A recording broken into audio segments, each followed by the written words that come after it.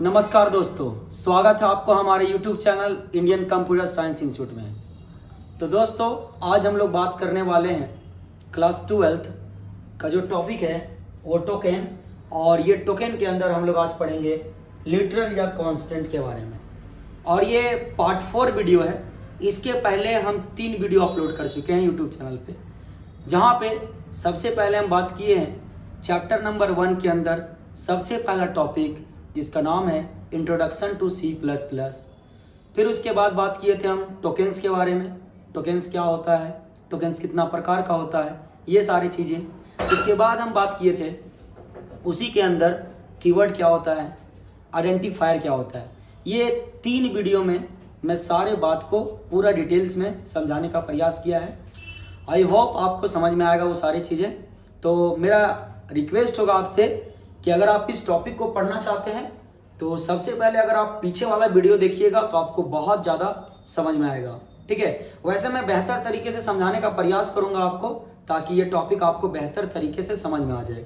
तो चलिए मेरे भाई, आज हम लोग बात करते हैं C++ रिव्यू, पहला चैप्टर क्लास 12th का, जिसके अंदर हम लोग टोकन्स पढ़ रहे थे। और ये टोकन्स के अंदर हम लोग आज बात करने वाले हैं लिटरल्स या कांस्टेंट के बारे में। ये लिटरल्स क्या होता है, कांस्टेंट क्या होता है, ये सारे चीज को आज के क्लास में हम लोग डिस्कस करने वाले हैं। और ये जो लिटरल्स आप देख रहे हैं ना, ये लिटरल्स क्लास 12th में बहुत ही ज़्यादा इंपॉर्टेंट होने वाला है, क्योंकि लिटरल से एग्जाम में 3 नंबर का सवाल रहता है। किस तरीके का सवाल रहता है, किस पैटर्न पे रहता है सवाल, किस तरीके से पूछता है एग्जाम में, और 2026 में किस पैटर्न में सवाल आने वाला है एग्जाम में, वो सारी चीज़ें आज की क्लास में हम लोग चर्चा करने वाले हैं। तो चलिए मेरे भाई, बिना देर किए हम स्टार्ट करते हैं आज का वीडियो, पार्ट नंबर 4। और इसके पीछे 3 वीडियो अपलोड कर चुके हैं, आप मेरे चैनल पे जा करके देख सकते हैं। अगर कोई भी टॉपिक से रिलेटेड अगर आपको नोट्स चाहिए तो आप मेरा टेलीग्राम चैनल ज्वाइन कर सकते हैं, इंडियन कंप्यूटर साइंस इंस्टीट्यूट। तो चलिए स्टार्ट करते हैं आज का लेक्चर।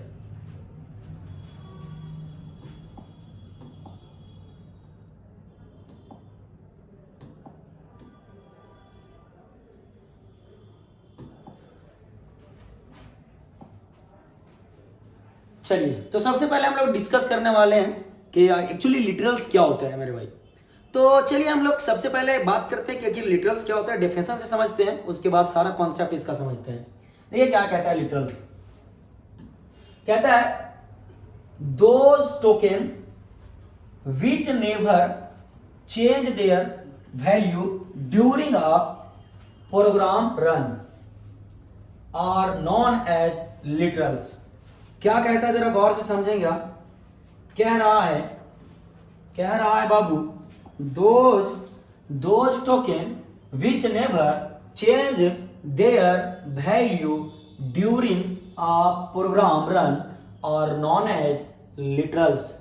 कह रहा है भैया दोज टोकन्स, दोज मतलब होता है वैसा, वैसे टोकन विच नेवर, जो कभी नहीं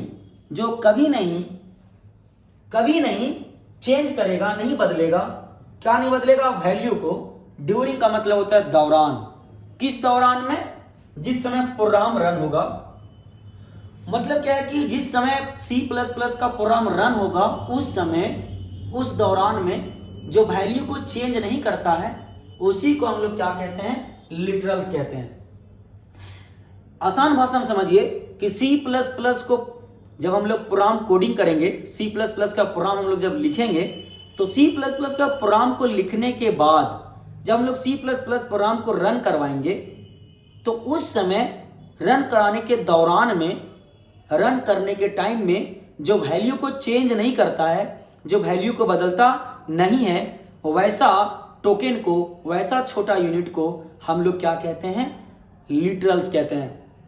देखिए मेरे भाई, सबसे पहले थोड़ा सा आपको कंफ्यूजन हो सकता है कि आखिर टोकन्स क्या होता है। तो मेरे भाई टोकन्स इसके जस्ट पिछला वीडियो में हम बताए हैं, तो आप टोकन्स वहां से समझ सकते हैं। वैसे मैं आपको बता दूं कि प्रोग्राम के अंदर जो छोटा छोटा यूनिट यूज किया जाएगा, जैसे घर को बनाने के लिए अलग अलग छोटा छोटा सामान यूज किया जाता है। ईंट, बालू, छड़, सीमेंट, पानी का यूज करके हम लोग एक घर का निर्माण करते हैं। वैसा ही सी प्लस प्लस प्रोग्राम को बनाने के लिए अलग अलग छोटा छोटा यूनिट का यूज करना पड़ता है, जिसमें हम लोग कीवर्ड यूज करते हैं, आइडेंटिफायर यूज करते हैं, लिटरल्स यूज करते हैं, उसके अलावा हम लोग पंक्चुएटर यूज करते हैं और ऑपरेटर यूज करते हैं। ये 5 चीज से मिल करके सी प्लस प्लस का प्रोग्राम बनता है।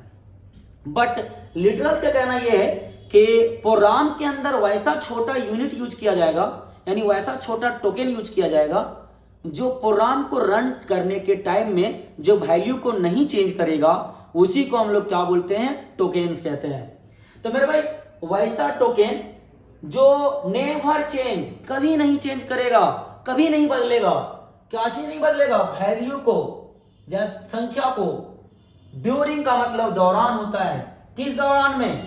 प्रोग्राम रन होने के दौरान में, जिसमें प्रोग्राम चलेगा उस टाइम में जो वैल्यू को नहीं चेंज करता है, उसी को हम लोग क्या बोलते हैं बाबू? लिटरल्स। थोड़ा एग्जांपल समझिए। मान के चलिए कि a इक्वल टू हम लोग ले लिए 10, ठीक है। तो a इक्वल टू जो हम 10 लेंगे तो a के अंदर कौन सा वैल्यू रखा हुआ है? इंटीजर। तो भैया ये जो इंटीजर वैल्यू हम रखे हैं a इक्वल टू 10, ये वैल्यू कभी चेंज नहीं होगा जिसमें प्रोग्राम रन होगा, चलेगा उस टाइम। तो जो प्रोग्राम को चलने के टाइम में, प्रोग्राम रन होने के टाइम में जो वैल्यू को चेंज नहीं करता है, उसी को हम लोग क्या बोलते हैं? लिटरल्स या कांस्टेंट कहते हैं, है ना। तो सारी बातें आपको समझ में आ गई होगी कि सी प्लस प्लस प्रोग्राम के अंदर जो टोकन्स यूज किया जाएगा, छोटा यूनिट जो यूज किया जाएगा, ये छोटा यूनिट जो यूज किया जाएगा, इसका वैल्यू को जो बदलने नहीं देता है, उसी को हम लोग क्या कहते हैं? टोकन्स कहते हैं। सारा क्लियर हो गया मेरे भाई? तो आगे बढ़ते हैं। बोलता है it is also known as constant. Means क्या है कि प्रोग्राम के अंदर छोटा जो यूनिट होगा उसको तो हम लोग क्या कहते हैं? टोकन कहते हैं। और वो जो टोकन होगा प्रोग्राम के अंदर, वो कभी वैल्यू को चेंज नहीं करेगा, उसको हम लोग क्या बोलते हैं? लिटरल्स या कांस्टेंट। देखिए यहां पे लिखा हुआ है it is also known as, इसे जाना जाता है या कहा भी जाता है किसके नाम से? यानी कांस्टेंट के नाम से। यानी लिटरल्स को हम लोग कांस्टेंट भी कहते हैं। लिटरल्स का दूसरा नाम क्या होता है? कांस्टेंट होता है। तो अगर एग्जाम में सवाल आएगा कि व्हाट इज कांस्टेंट, कांस्टेंट क्या है, कांस्टेंट को एक्सप्लेन कीजिए और कितने प्रकार के होते हैं, तो आपको यहां पे सबसे पहले कांस्टेंट का डेफिनेशन आपको यही लिखना है, लिटरल्स का भी डेफिनेशन यही लिखना है। अब हम लोग जानते हैं कि टोकन्स के अंदर ये जो लिटरल्स है, ये लिटरल्स कितना प्रकार का होता है। बात समझ में आ रहा है आपको? यानी टोकन का ही ये टाइप है लिटरल्स, और ये लिटरल्स जो है बाबू कितना प्रकार का होता है। अभी तो हम लोग समझ गए कि सी प्लस प्लस प्रोग्राम के अंदर जो छोटा टोकन यूज किया जाएगा, जो प्रोग्राम को चलने के टाइम में जो वैल्यू को चेंज नहीं करता है, उसको हम लोग लिटरल्स कहते हैं। और लिटरल्स का एक और नाम होता है कांस्टेंट। अब कांस्टेंट कितना प्रकार का होता है, लिटरल्स कितना प्रकार का होता है, चलिए वो सारी चीजें समझते हैं, ठीक है। देखिए सबसे पहले हम लोग ये समझ गए कि लिटरल्स क्या होता है। प्रोग्राम के अंदर जो छोटा यूनिट यूज किया जाएगा और वो वैल्यू को चेंज कभी नहीं होने देगा, जिसमें प्रोग्राम रन होगा उस टाइम में, तो उसको हम लोग लिटरल कहते हैं। और लिटरल्स को ही हम लोग क्या कहते हैं? कांस्टेंट। अब लिटरल्स कितना प्रकार होता है? देखिए लिटरल्स मेनली 5 प्रकार का होता है। कितना प्रकार का होता है? 5 प्रकार का। सबसे पहले जो लिटरल्स है ना, इसी का दूसरा नाम है कांस्टेंट, ठीक है। लिटरल्स का ही दूसरा नाम क्या बाबू? कांस्टेंट है। तो यहां पे हम लोग लिटरल्स कितने प्रकार के होते हैं, कांस्टेंट कितने प्रकार के होते हैं, दोनों चीजों को हम लोग समझेंगे। चाहे बात करें आपका लिटरल्स का या बात करें कांस्टेंट का, दोनों का मतलब यही एक ही है। क्योंकि आप यहां देख सकते हैं नीचे लिखा हुआ है कि बाबू it is also known as, इसे जाना जाता है। किसे जाना जाता है? लिटरल्स को जाना जाता है। किसके नाम से? कांस्टेंट के नाम से। तो लिटरल्स अगर 5 प्रकार का है तो कांस्टेंट भी कितना प्रकार का होगा? 5 प्रकार का होगा। बात समझ में आ रहा है आपको? तो चलिए आगे बढ़ते हैं। तो मेरे भाई देखिए यहाँ पे लिटरल्स यानी कांस्टेंट 5 प्रकार का होता है। पहला इंटीजर कांस्टेंट, दूसरा फ्लोटिंग कांस्टेंट, तीसरा कैरेक्टर कांस्टेंट, चौथा स्ट्रिंग कांस्टेंट, और अगला है बुलियन लिटरल्स यानी बुलियन कांस्टेंट। मतलब मेरे भाई यहाँ पे टोटल 5 प्रकार का लिटरल्स होता है, 5 प्रकार का कांस्टेंट होता है। पहला इंटीजर कांस्टेंट या इंटीजर लिटरल्स बोलिए, कोई दिक्कत वाली बात नहीं है। फ्लोटिंग कांस्टेंट बोलिए या फ्लोटिंग लिटरल्स बोलिए, कोई दिक्कत वाली बात नहीं है। कैरेक्टर कांस्टेंट बोलिए या कैरेक्टर लिटरल्स बोलिए, बात एक ही है। स्ट्रिंग कांस्टेंट बोलिए या स्ट्रिंग लिटरल्स बोलिए, सेम ही चीज है। या बुलियन लिटरल्स बोलिए या बुलियन कांस्टेंट बोलिए, सेम चीज है। यानी लिटरल्स अगर 5 प्रकार का है तो कांस्टेंट भी कितना प्रकार का होगा? 5 प्रकार का। अब हम लोग बात करते हैं कि आखिर ये integer constant, floating constant, character constant, string constant और ये जो बुलियन कांस्टेंट है यानी बुलियन जो लिटरल्स है, ये प्रोग्राम के अंदर क्या काम करता है, क्या इसका रोल है और हम लोग ये सारे चीज को क्यों यूज करते हैं प्रोग्राम के अंदर, ये सारी चीजों को आज के क्लास में हम लोग समझने वाले हैं। तो चलिए स्टार्ट करते हैं। यहां पे मेरे भाई सबसे पहले हम लोग बात करते हैं इंटीजर कांस्टेंट। इंटीजर कांस्टेंट या इसी को आप कह सकते हैं इंटीजर लिटरल्स। बात समझे? तो कहता है भैया कि those constant which contain only whole numbers without any fractional part और नॉन एज इंटीजर कांस्टेंट। कहता है दोज कांस्टेंट, दोज मतलब होता है वैसे, वैसे कांस्टेंट। कांस्टेंट का मतलब अभी समझाएं, कांस्टेंट का मतलब अभी समझाएं जो प्रोग्राम के अंदर वैल्यू को चेंज नहीं करता है। अभी समझाएं लिटरल्स यानी कांस्टेंट, कांस्टेंट लिटरल्स यानी कांस्टेंट। तो वैसा टोकन जो प्रोग्राम के अंदर वैल्यू को नहीं चेंज करता है, जिसमें प्रोग्राम रन होता है उस टाइम में, उसको हम लोग लिटरल्स या कांस्टेंट कहते हैं। तो मेरे भाई यहां पे क्या कह रहा है जरा समझेंगे आप। कह रहा है कि दोज कांस्टेंट विच कंटेन्स, जो क्या करता है? कंटेन करता है। कंटेन मतलब रखता है। क्या रखता है? ओनली, ओनली मतलब होता है बाबू केवल, केवल क्या रखता है? Whole number. होल नंबर्स का मतलब होता है बिना पॉइंट, पॉइंट वाला संख्या। बात समझे? यानी वैसा कांस्टेंट जो केवल और केवल रखता हो, क्या रखता हो? बिना पॉइंट वाला संख्या, विदाउट इंक्लूडिंग, जहां पे शामिल नहीं होता है। क्या चीज नहीं शामिल होता है बाबू? फ्रैक्शनल पार्ट, जिसके अंदर केवल और केवल बिना पॉइंट वाला संख्या होगा, पॉइंट वाला संख्या इसके अंदर नहीं शामिल किया जाएगा, उसी को हम लोग क्या बोलते हैं? Are known as integer constant. मतलब आसान भाषा में समझिए कि इंटीजर कांस्टेंट एक ऐसा कांस्टेंट होता है जो प्रोग्राम के अंदर केवल और केवल बिना पॉइंट वाला संख्या को ही अपने अंदर रखेगा। जैसे मेरे भाई अभी हम कंप्यूटर साइंस पढ़ा रहे हैं, तो मेरे चैनल पे जितने भी स्टूडेंट पढ़ेंगे वो कंप्यूटर साइंस वाले पढ़ेंगे। मीन्स क्या है कि मेरे भैया मेरे अंदर जितने भी स्टूडेंट हमसे जुड़ेंगे वो कंप्यूटर साइंस वाले जुड़ेंगे। मतलब मेरा काम क्या है? कंप्यूटर साइंस वाले को, बच्चे को अपने अंदर रखना। ठीक है? अगर कोई मैथ के टीचर होंगे तो मैथ वाले बच्चे को रखेंगे, कोई और इंग्लिश का होंगे तो इंग्लिश वाले बच्चे को रखेंगे। तो यहाँ पे जैसे मैंने आपको एग्जांपल समझाया कि हम कंप्यूटर साइंस वाले बच्चे को अपने अंदर रखेंगे, वैसा ही C++ प्रोग्राम के अंदर जो बिना पॉइंट वाला संख्या रखता हो, जैसे 10 रखता हो, 20 रखता हो, 30 रखता हो, 5, 6 ऐसा कोई संख्या रखता हो, तो इसी को हम लोग क्या बोलते हैं? इंटीजर कांस्टेंट कहते हैं। बात समझ में आया कि नहीं?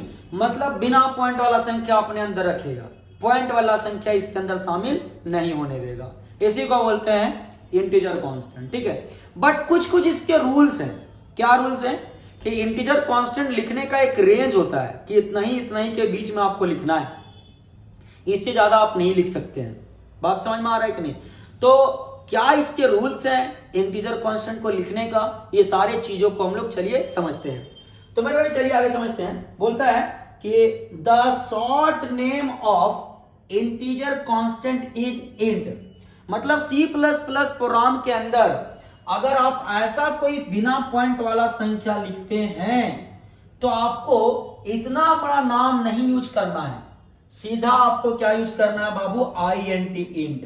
तब जाकर के आप एक वेरिएबल बनाइए ऐसे, और वेरिएबल बनाने के बाद इसके अंदर बिना पॉइंट वाला संख्या रख लीजिए। मतलब समझिए कि C++ प्रोग्राम के अंदर बिना पॉइंट वाला संख्या रखने के लिए इंटीजर कांस्टेंट को हम लोग पढ़ते हैं, और इंटीजर कांस्टेंट जो होता है इसका शॉर्ट नेम यानी छोटा जो नाम होता है वो क्या होता है बाबू? इंट। और इंट के मदद से ही हम लोग C++ प्रोग्राम के अंदर जानते हैं कि ये जो a लिखा हुआ है इस a के अंदर यहां पे बिना पॉइंट वाला संख्या ही रखा जाएगा, क्योंकि यहां पे क्या लग चुका है, इंट लग चुका है। और इंट से क्या पता लगेगा, इंटीजर कांस्टेंट, क्योंकि मेरे भाई यहां पे बोल दिया है कि the short name of integer constant is int. मतलब इंट से क्या आपको पता लगेगा कि बिना पॉइंट वाला संख्या लेना है। जैसे मेल और फीमेल दो वर्ड्स होते हैं, मेल के अंदर क्या रखे जाते हैं भाई, बॉयज यानी लड़का लोग, और फीमेल के अंदर कौन रखे जाते हैं, गर्ल्स यानी लड़की लोग। तो आप मेल का एक छोटा नाम देखे होंगे एम, एम से ही हम लोग समझ जाते हैं, जेंडर के टाइम में एम से ही समझ जाते हैं कि मेल का बात किया जा रहा है, और एफ से ही हम लोग समझ जाते हैं जेंडर में कि फीमेल का बात किया, यानी लड़की का बात किया जा रहा है। मतलब मेल का एक शॉर्ट नेम एम होता है, फीमेल का शॉर्ट नेम क्या होता है बाबू, एफ। वैसा ही अगर आप बात करते हैं कि बिना पॉइंट वाला संख्या को हम कैसे इंडिकेट करेंगे, तो उसके लिए आपको इंट यूज करना है। बात समझे कि नहीं समझे? जैसे हम लोग लड़का लोग के लिए एम वर्ड यूज करते हैं, एम से मेल, लड़के लोग के लिए एफ से फीमेल, वैसा ही मेरे भाई इंटीजर कांस्टेंट बिना पॉइंट वाला संख्या के लिए हम लोग क्या यूज करेंगे, इंट। और इंट से ही पता आपको लग जाएगा कि ये जो ए लिखा हुआ है इसके अंदर कौन से वैल्यू रखे जाएंगे, बिना पॉइंट वाला संख्या। याद है, क्लियर हो गया? चलिए अब आगे बढ़ते हैं, ध्यान समझिए आगे। कहता है the size of integer, the size of int is 2 byte. कहता है the size of int is 2 bytes. मतलब समझिए कि अगर C++ प्रोग्राम के अंदर, C++ प्रोग्राम के अंदर अगर हम इंटीजर कांस्टेंट को लिखते हैं, यानी इंट को लिखते हैं, बिना पॉइंट वाला संख्या को लिखते हैं, तो वो मेमोरी के अंदर C++ प्रोग्राम लिखने के बाद कंप्यूटर के अंदर मेमोरी में एक जगह क्रिएट होता है, और उस जगह में ये कितना साइज लेने वाला है बाबू, आपका 2 बाइट लेने वाला है। मतलब जब जब आप इंटीजर कांस्टेंट यूज कीजिएगा, यानी इंट यूज कीजिएगा, तब तब आपको साइज को वो कितना लेगा बाबू, 2 बाइट्स लेगा। यहां तक क्लियर हो गया? पहला आप बात समझ गए कि बिना पॉइंट वाला संख्या जो रखता है उसको इंटीजर कांस्टेंट कहते हैं। दूसरा बात क्या बताया गया कि इसका शॉर्ट नेम इंट हो जाएगा, और ये मेमोरी के अंदर जगह कितना लेगा, 2 बाइट्स लेगा। यहां तक कोई दिक्कत वाली बात नहीं है। चलिए आप आगे समझते हैं मेरे भाई। आगे क्या है, कहता है the range of int is -32,768 to +32,767। मतलब आप इतना ही के रेंज में आप लिख सकते हैं इंटीजर कांस्टेंट को, यानी बिना पॉइंट वाला संख्या को। जैसे नहीं देखते हैं नॉर्मल गांव में, अगर घर में आपस में अगर लड़ाई हो जाता है अंकल आंटी से, तो बच्चा लोग को बोल देता, अरे तू एक इधर ना जियो, काट दो वो गोड़वे। वैसा ही बाबू इंटीजर कांस्टेंट जब भी लिखना है तो बाबू इसके अंदर ही लिखना है, इससे बाहर लिखिएगा तो गलत हो जाएगा। इतना माइनस आप पीछे लिख सकते हैं, इसके बीच में और इसके अंदर, मतलब इतना और इतने के बीच में ही लिखना आपको। इससे अगर आप एक्स्ट्रा लिखिएगा, जैसे मान के चलिए यहां लिखा हुआ है +32,767, तो लिख दीजिएगा +32,768, तो ये इसके अंदर शामिल नहीं होगा, ठीक है? इसके अंदर ही लिखना है, इससे बाहर आप नहीं लिख सकते। इससे बाहर लिखने के लिए आगे हम पढ़ेंगे, अभी आगे इससे बाहर लिखने के लिए आगे आपको समझ में आ जाएगा। बोलता है इट कैन बी पॉजिटिव और नेगेटिव। बाबू ये हो भी सकता है, इसे हम लिख भी सकते हैं, पॉजिटिव में भी लिख सकते हैं और नेगेटिव में। देखिए रेंज जो दिया हुआ है ना, वो माइनस में भी दिया हुआ है और प्लस में भी दिया हुआ है, तो आप पॉजिटिव में भी इसको लिख सकते हैं और नेगेटिव में भी लिख सकते हैं, ठीक है? चलिए अब आगे बात करते हैं। कहता है if the integer value goes out of this range we can use long int। कहता है बाबू कि यदि कोई इंटीजर मान इस रेंज से बाहर, किस रेंज से, इस रेंज से बाहर हो जाता है, तो अब उसके लिए कौन सा कांस्टेंट का यूज करोगे, लॉन्ग इंट का। मतलब इस रेंज से अगर बाहर हो जाता है संख्या, अगर आपको इससे भी बड़ा संख्या लिखना है तो उसके लिए आपको लॉन्ग इंट का यूज करना है। क्या सारी बात क्लियर हो गई आपको? तो देखिए यहां तक आप समझ गए कि इसका रेंज इतना होगा और ये पॉजिटिव में भी लिखाएगा और नेगेटिव में भी लिखाएगा। और अगर इससे बाहर अगर आप लिखना चाहते हैं, इससे बड़ा लिखना चाहते हैं, तो उसके लिए आपको लॉन्ग इंट यूज करना है। बात समझ में आ गया? तो वही लिखा हुआ है कि बाबू if the integer value goes out of this range we can use long int instead of int. मतलब कि बाबू अगर आप इस रेंज से बड़ा लिखना चाहते हो तो उसके लिए आपको इंसर्ट करना होगा किसके अंदर? इंट के अंदर। क्या चीज को? लॉन्ग इंट को।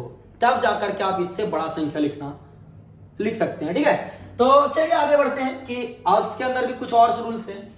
अब देखिए, अब उसका रेंज जब बढ़ गया, उसका मान को आप लिख सकते हैं बड़ा में, तो जगह भी तो ज्यादा लेगा। वही लिखा हुआ देखिए, the size of long int, यानी लॉन्ग इंट का साइज, इंट का साइज कितना था? 2 बाइट, जो -32,768 से प्लस 32,767 तक की वैल्यू रख रहा था। मगर अगर उससे भी बड़ा लेते हैं तो आपको लॉन्ग इंट का यूज करना है। तो भैया आप जब बड़ा संख्या आप ले रहे हैं तो साइज भी तो मेमोरी के अंदर जगह ज्यादा लेगा। तो जितना जगह लेगा देखिए यहां लिखा हुआ है the size of long int. Long int का साइज कितना घेरेगा? ये 4 बाइट। समझे? मतलब नॉर्मल अगर -32,768 से प्लस 32,767 तक लिखते हैं इतना ही, तो मेमोरी में जगह कितना लेगा? ये 2 ही बाइट लेगा। अगर आप इससे बड़ा लिखिएगा तो कितना जगह ले लेगा बाबू? 4 बाइट ले लेगा। ज्यादा बड़ा फाइल, ज्यादा नंबर, तो भैया आपका ज्यादा साइज लेगा मेमोरी के अंदर। आप नॉर्मली जानते होंगे कि अगर कोई फोटो रहता है मोबाइल के अंदर रखते हैं हम लोग, तो फोटो जो रहता है वो केबी में जगह लेता है, मगर वही वीडियो रहता है तो एमबी में जगह लेता है। वही अगर भैया मूवी वगैरह रहता है तो भैया वो जीबी में जगह ले लेता है। तो जितना बड़ा साइज रहेगा उतना वो जगह भी लेगा। बात समझे? चलिए अब आगे क्या कहता है? बोलता है the range of long int is इतना से लेकर के माइनस इतना से लेकर के प्लस इतना।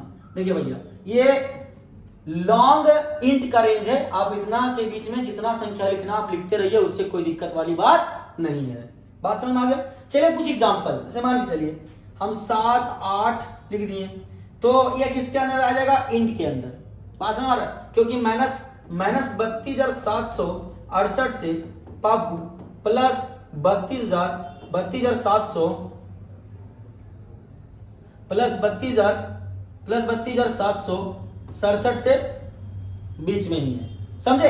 तो बीच में अगर रहेगा इतना से इतना बीच में, तो वो जगह लेगा आपका जो साइज वो जगह लेगा, वो कितना लेगा? 2 बाइट। बात समझे? और अगर इससे बड़ा आप लिखना चाहते हैं, तो इससे बड़ा अगर आप लिखना चाहते हैं तो बाबू जगह ले लेगा आपका 4 बाइट, और उसका रेंज लिखा हुआ है यहां पे इस तरह से। यहां के बीच में आप इतना संख्या लिखिए, आपका 4 बाइट जगह लेगा, और इतना बीच में लिखिएगा तो भैया आपका ये 2 बाइट लेगा। इससे बढ़िएगा तो 4 बाइट जगह लेगा, और इससे अंदर ही रहिएगा तो भैया आपका 2 बाइट जगह लेगा मेमोरी में। और इस वाले रेंज को हम लोग इंट के नाम से जानते हैं, और इस वाले को हम लोग किसके नाम से जानते हैं? लॉन्ग इंट के नाम से जानते हैं। यहां तक सारी बातें क्लियर हो गई होगी आपको? ठीक है, तो चलिए अब आगे बढ़ते हैं। हम लोग यहां तक हम लोग समझ गए इंटीजर कांस्टेंट के बारे में, लिटरल्स के बारे में। अब बात करते हैं हम लोग फ्लोटिंग कांस्टेंट के बारे में। क्या कहता है समझिएगा फ्लोटिंग कांस्टेंट? बोलता है those constant which contain both fractional number and whole numbers are known as floating constant. बोलता है those constant which contain both fractional number and whole number are known as floating constant. बोलता है those constant यानी वैसे constant विच जो contain करेगा, नहीं रखेगा बाबू। क्या रखेगा? बोथ मतलब होता है दोनों। कौन दोनों? फ्रैक्शनल मतलब होता है पॉइंट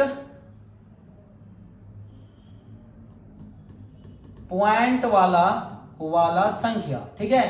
और होल नंबर का मतलब होता है बिना पॉइंट वाला संख्या, ठीक है। बिना पॉइंट वाला संख्या, यानी भैया जो पॉइंट वाला संख्या रखता हो, यानी फ्रैक्शनल नंबर भी और होल नंबर भी, यानी बिना पॉइंट वाला संख्या, दोनों संख्या। जैसे यहां पे a इक्वल टू हम 10 लिख दिए और a इक्वल टू 10.5 लिख दिए, तो ये दोनों संख्या को जो रखता हो, पॉइंट वाला और बिना पॉइंट वाला दोनों, तो उसको हम लोग क्या बोलते हैं, फ्लोटिंग। बल्कि इसके पहले जो हम लोग इंटीजर कांस्टेंट पढ़े, उसमें केवल और केवल बिना पॉइंट वाला संख्या रखा जा रहा था। बिना पॉइंट वाला संख्या रखने के लिए इंटीजर कांस्टेंट का यूज करेंगे, और दोनों संख्या जब रखना हो, बिना पॉइंट वाला और पॉइंट वाला दोनों, तो हम उस समय किसका यूज करेंगे, फ्लोटिंग कांस्टेंट का। बात समझ में आया? वही डेफिनेशन लिखा हुआ है कि वैसा कांस्टेंट जो कंटेन करेगा, रखेगा बोथ फ्रैक्शनल नंबर भी एंड होल नंबर भी, यानी बिना पॉइंट वाला संख्या भी और पॉइंट वाला संख्या भी, दोनों संख्या जो रखता है उसी को हम लोग क्या बोलते हैं, फ्लोटिंग कांस्टेंट कहते हैं। सारी बात क्लियर हो गई? बट फ्लोटिंग कांस्टेंट को लिखने का भी कुछ कुछ रूल्स हैं कि आप कैसे इसको लिख सकते हैं, इसका साइज कितना होगा, इसका साइज के साथ साथ इसका रेंज कितना होगा, और आप इसको किस तरीके से लिखेंगे, ये सारी चीजें हम लोग अभी समझते हैं। देखिए, तो कहता है the short name of floating constant is float. जैसे इंटीजर कांस्टेंट का शॉर्ट नेम क्या था, इंट था, ठीक है। वैसे फ्लोटिंग कांस्टेंट को लिखने के टाइम में हम लोग क्या यूज करेंगे, फ्लोट। यानी जब भी ऐसा संख्या लिखना हो तो हमको पहले क्या लगाना पड़ेगा बाबू, फ्लोट लगाना पड़ेगा। बात समझ में आया?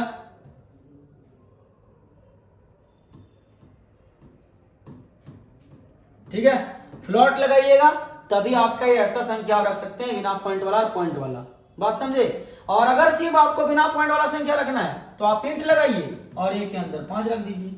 देखिए, इसका कब यूज पड़ता है, जब पॉइंट वाला और बिना पॉइंट वाला संख्या दोनों को एक साथ जोड़ना हो प्रोग्राम के अंदर, तब हम लोग प्लॉटिंग यूज करते हैं। और अगर ऐसे नॉर्मल अगर आपको बिना पॉइंट वाला संख्या जोड़ना हो प्रोग्राम के अंदर, तो आप इंटीजर का यूज कीजिए, कोई दिक्कत वाली बात नहीं है। मगर अगर आप बिना पॉइंट और पॉइंट वाला दोनों यूज करना चाहते हैं तो भैया आप नॉर्मल यूज कर सकते हैं फ्लोटिंग कांस्टेंट। बात समझे? यानी फ्लोट का यूज कर सकते हैं, और फ्लोट का यूज करके आप बिना पॉइंट वाला और पॉइंट वाला संख्या दोनों जोड़ सकते हैं। आसान भाषा में समझिए कि बिना पॉइंट वाला संख्या रखता कौन है, इंटीजर कांस्टेंट, और पॉइंट वाला और बिना पॉइंट वाला दोनों जो रखता है उसको हम लोग फ्लोटिंग कांस्टेंट कहते हैं। सारी बातें क्लियर होगी आपको? चलिए आगे बढ़ते हैं। कहता है the size of a float is 4 byte. मतलब जैसे इंटीजर कांस्टेंट कितना साइज ले रहा था, 2 बाइट मेमोरी में जगह ले रहा था वो, बट यहां पे फ्लोटिंग कांस्टेंट कितना जगह लेगा, 4 बाइट। कितना जगह लेगा बाबू, 4 बाइट लेगा। कोई दिक्कत वाली बात नहीं मेरे भाई यहाँ पे। चलिए अब आगे बढ़ते हैं। आगे क्या कहता है, देखिए, कहता है the range of float is approximately कितना बाबू, -3.4 into 10 to the power -38 to plus 3.4 into 10 to the power 38। मतलब इतना के अंदर ही आप क्या लिख सकते हैं बाबू, फ्लोटिंग कांस्टेंट को, यानी फ्लोट को लिख सकते हैं। इससे अगर बाहर जाइएगा तो उसका कुछ अलग रूल है। क्या है आगे हम लोग समझेंगे। मतलब आप समझिए कि बिना पॉइंट वाला और पॉइंट वाला संख्या रखने के लिए फ्लोटिंग कांस्टेंट का यूज करेंगे, और जब हम लोग फ्लोटिंग पॉइंट लेंगे बिना पॉइंट वाला संख्या और पॉइंट वाला दोनों, तो उसके पहले हम लोग फ्लोट यूज करेंगे, क्योंकि शॉर्ट नेम फ्लोटिंग कांस्टेंट का फ्लोट होता है। और ये जगह कितना लेगा मेमोरी में, 4 बाइट। बट इसका रेंज जो होगा लिखने का वो क्या होगा, -3.4 into 10 to the power -38 to plus 3.4 into 10 to the power +38। समझ में आ गया? चलिए आगे बढ़ते हैं। अगला बोलता है इट कैन बी, या हो सकता है, पॉजिटिव भी हो सकता है और नेगेटिव भी। देखिए रेंज माइनस में भी दिया हुआ है और इधर प्लस में भी दिया हुआ है, तो पॉजिटिव और नेगेटिव आप दोनों लिख सकते हैं। समझ में आ गया? आगे क्या कहता है, बोलता है if the floating value goes out of the float range, यानी फ्लोट रेंज से क्या हो जाता है, अगर बड़ा हो जाता है, इस वाले रेंज से अगर बड़ा हो जाता है, क्या बड़ा हो जाता है, फ्लोटिंग वैल्यूज, तो बोलता है देन वी कैन यूज, हम लोग यूज करेंगे किसका, डबल का। मतलब इस रेंज से अगर आप बड़ा संख्या लेना चाहते हैं और इससे भी बड़ा अगर आप संख्या को यूज करना चाहते हैं प्रोग्राम के अंदर, फ्लोट के वैल्यू के रेंज से ऊपर, यानी फ्लोटिंग कांस्टेंट से ऊपर, तो आप उसके लिए फिर क्या यूज करेंगे, डबल। जैसे इंटीजर कांस्टेंट में जो रेंज दिया हुआ था -32,768 से लेकर के +32,767, उस रेंज से अगर हम बढ़ा लेते तो हम क्या यूज करते बाबू, वहां पे लॉन्ग इंट। और अगर उससे उसी के बीच में रहता, -32,768 से लेकर के +32,767, तो हम लोग क्या यूज करते हैं, इंट। मगर उससे बढ़ जाता तो हम लोग क्या यूज करते हैं, लॉन्ग इंट का। बट यहां पे अगर आप इतना के अंदर संख्या लिखते हैं तो आपको क्या यूज करना है, फ्लॉट यूज करना है, ठीक है। और अगर आप इससे बढ़ा लेना चाहते हैं, इस वाले रेंज से बढ़ा लेना चाहते हैं, तो उसके लिए बाबू आपको क्या यूज करना पड़ेगा, डबल यूज करना पड़ेगा। क्या सारी बात क्लियर हो गई। अब ये डबल का साइज कितना होता है मेमोरी में, इसका रेंज क्या होता है, चलिए आगे लिखा हुआ है। बोलता है the size of double is 8 bytes. ये कितना जगह लेगा मेमोरी में, डबल 8 बाइट लेगा। बात समझ में आ रहा है कि नहीं। आगे क्या कहता है, बोलता है the range of double is approximately 1.7 into 10 to the power -308 to 1.7 into 10 to the power +308। यानी इतना के रेंज में आप लिखिएगा किसको, डबल को, -1.7 इंटू 10 टू दी पावर -308 से कितना बाबू, 1.7 इंटू 10 टू दी पावर 308। यानी इतना के रेंज में आपको किसको लिखना पड़ेगा, आपको डबल को लिखना पड़ेगा, जब फ्लोटिंग वैल्यू से आप ज्यादा संख्या लेंगे तब, ठीक है। तो चलिए एग्जांपल कुछ भी लिख देते हैं। जैसे आप लिख दीजिए 1.5, कोई दिक्कत वाली बात नहीं है। 10.6 लिख दीजिए, कोई दिक्कत वाली बात नहीं है। आप आगे लिखिए 3.6 ये। तो इस तरह के संख्या को लिखने के लिए हम लोग किसका यूज करेंगे, फ्लोटिंग कांस्टेंट का। और इसके अंदर आप ऐसे भी लिख सकते हैं, 10 भी लिख सकते हैं, 20 भी लिख सकते हैं, 30 भी लिख सकते हैं। क्यों, क्योंकि बिना पॉइंट वाला और पॉइंट वाला संख्या ये दोनों रखता है। तो यहां तक समझ गए हम लोग। लिटरल्स के अंदर दो टाइप हम लोग समझे। पहला टाइप समझे हम लोग इंटीजर लिटरल्स यानी इंटीजर कांस्टेंट, और दूसरा समझे हम लोग फ्लोटिंग कांस्टेंट यानी फ्लोटिंग लिटरल्स। और ये दोनों चीजें हम लोग अच्छे तरीके से कवर कर चुके हैं। अब अगला क्लास में हम लोग बात करेंगे कैरेक्टर कांस्टेंट और स्ट्रिंग कांस्टेंट और बुलियन कांस्टेंट। ये हम लोग बात करेंगे नेक्स्ट वीडियो में, ठीक है। तब तक के लिए धन्यवाद, मिलते हैं आपसे नेक्स्ट वीडियो में। जय जवान, जय किसान, जय हिंद।